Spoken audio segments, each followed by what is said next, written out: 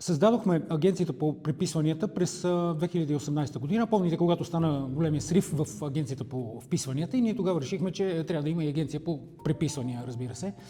И цялата документация от агенцията по вписванията идва при нас в агенцията по преписвания. Ние съвсем дословно на ръка преписваме всеки един документ.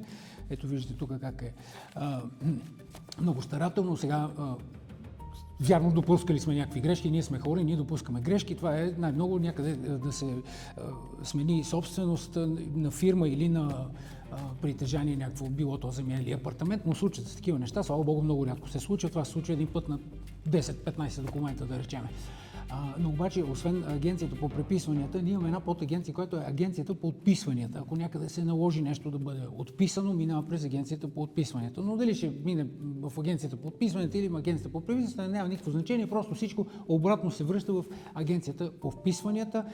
Сега някъде с лека шлифовка или някаква лека корекция, нали? Но хората трябва да са спокойни, че никога едно нещо не може да бъде загубено. То винаги или е при нас, или е в агенцията по вписването, или е в агенцията по отписването. То просто е някъде. Сега дали ти си собственик, дали аз съм собственик, дали някой друг е собственик или е сменена собственост, това няма никакво значение. Важното е, че една собственост никога не може да бъде загубена. Това е, което ние правим тук в агенцията по преписванията. И много хора ме питат как се справят с така голяма документация. Това ни е работата, работиме.